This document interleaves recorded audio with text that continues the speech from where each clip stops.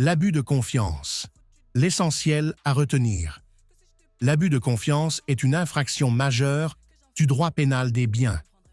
Il se distingue du vol et de l'escroquerie par une caractéristique fondamentale. La victime remet volontairement le bien à l'auteur, qui le détourne ensuite au mépris de l'accord conclu. Autrement dit, la remise du bien est régulière à l'origine. C'est son usage ou sa conservation ultérieure qui devient frauduleux. 1. Les éléments constitutifs de l'abus de confiance. Comme toute infraction, l'abus de confiance suppose un élément légal, un élément matériel et un élément moral. A. L'élément légal. En droit français, l'abus de confiance est défini par l'article 314-1 du Code pénal comme le fait par une personne de détourner, au préjudice d'autrui, des fonds, des valeurs ou un bien quelconque qui lui ont été remis et qu'elle a accepté à charge de les rendre, de les représenter ou d'en faire un usage déterminé. L'infraction est réprimée par les articles 314-1 et suivants du Code pénal, notamment l'article 314-1-1 pour la tentative et certaines aggravations. Le texte met en évidence 3 idées essentielles: une remise préalable du bien, une obligation particulière pesant sur le détenteur, un détournement causant un préjudice. B. L'élément matériel. L'élément matériel repose sur 3 conditions cumulatives. 1. La remise préalable du bien. Le bien doit avoir été remis volontairement à l'auteur. Cette remise peut résulter d'un contrat de travail, d'un mandat, d'un dépôt, d'un prêt, d'une mission déterminée ou de toute autre convention créant une obligation particulière. Le bien est remis à charge de le rendre, de le représenter ou d'en faire un usage déterminé. Exemple concret, une entreprise confie un véhicule à un salarié afin qu'il effectue des livraisons professionnelles. La remise du véhicule est parfaitement régulière. 2. Le détournement. Le détournement constitue le cœur de l'infraction. Il consiste à agir contrairement à l'obligation ayant justifié la remise du bien. Le détournement peut notamment résulter de l'appropriation du bien, de sa vente non autorisée, de son utilisation à des fins personnelles, de sa dissipation, du refus de restitution, de son emploi contraire à sa destination.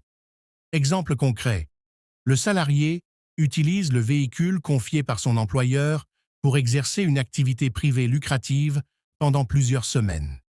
Le simple retard dans la restitution ne suffit pas, à lui seul, à caractériser l'infraction. Il faut un comportement révélant la volonté de méconnaître les obligations issues de la remise. 3. Le préjudice. Le détournement doit causer un préjudice à autrui. Ce préjudice est généralement patrimonial, matériel, financier ou pécuniaire. Exemple concret, une personne reçoit une somme destinée à payer des fournisseurs, mais l'utilise pour financer ses dépenses personnelles. Les créanciers demeurent impayés et la victime subit un préjudice financier. C. L'élément moral. L'abus de confiance est une infraction intentionnelle. L'auteur doit avoir conscience de l'obligation qui lui incombe, du caractère irrégulier de son comportement et de l'atteinte portée aux droits d'autrui. Une simple erreur ou une négligence ne suffit pas. Exemple concret. Une personne conserve volontairement un objet confié malgré plusieurs demandes de restitution. Son intention de se comporter comme propriétaire du bien peut révéler l'élément moral. 2. Les biens susceptibles de faire l'objet d'un abus de confiance. L'article 314-1 vise des fonds, des valeurs ou un bien quelconque. Cette formule reçoit une interprétation large. Peuvent notamment être concernés les sommes d'argent, les chèques, les cartes bancaires, les bijoux, les véhicules, les ordinateurs, les téléphones, les marchandises, les matériels professionnels, certains documents ou données dématérialisées, les objets confiés pour une mission déterminée. La jurisprudence admet désormais, dans certaines conditions, qu'un immeuble puisse aussi être concerné. La Cour de cassation a opéré un revirement de jurisprudence le 13 mars 2024. Le cas particulier des immeubles mérite donc d'être formulé avec prudence. Traditionnellement exclus, ils peuvent désormais entrer dans le champ de l'infraction lorsqu'ils sont remis à titre précaire et détournés par un usage abusif. 3. Le critère essentiel, la remise à titre personnel. L'abus de confiance suppose que le bien ait été confié personnellement à l'auteur dans un but déterminé. La remise doit être individualisée. Exemple concret. Dans une entreprise, un ordinateur est laissé à la disposition de l'ensemble du personnel. Un salarié l'emporte discrètement à son domicile sans autorisation. La qualification de vol pourra être retenue.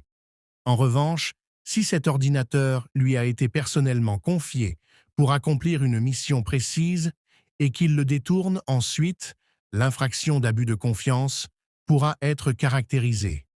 Règle fondamentale, vol, soustraction, sans remise préalable, escroquerie, remise obtenue par tromperie, abus de confiance, remise régulière, puis détournement. 4. Exemple pratique d'abus de confiance. Le vendeur qui distribue gratuitement les produits de son employeur. Un vendeur remet des marchandises à ses proches sans autorisation. Il détourne des biens qui lui avaient été confiés dans le cadre de ses fonctions. L'utilisation personnelle d'un véhicule professionnel. Un salarié utilise régulièrement le véhicule de son employeur pour ses déplacements privés. Le véhicule est utilisé contrairement à sa destination. Le détournement de fonds. Une personne reçoit une somme destinée à payer des fournisseurs, mais l'utilise pour financer ses dépenses personnelles. Les fonds remis sont détournés. Le refus de restituer un objet confié. Une personne conserve volontairement un bien, malgré les demandes répétées de son propriétaire. Le refus de restitution peut révéler un détournement. 5. Répression de l'abus de confiance. En droit français, l'abus de confiance est puni de 3 ans d'emprisonnement et de 375 000 € d'amende.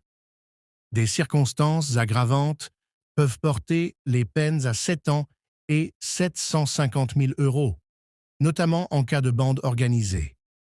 La tentative est punie des mêmes peines dans les cas visés par l'article 314-1-6 sur le droit haïtien.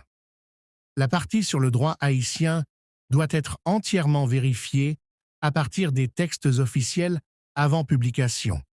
Les sources trouvées confirment l'existence d'une incrimination d'abus de confiance en droit haïtien, mais elles ne suffisent pas, à elles seules, pour valider avec certitude les articles exacts que vous mentionnez, ni la formulation sur le nouveau code pénal. Abonnez-vous à Maître Kenson Durosnay. Aimez, commentez, partagez.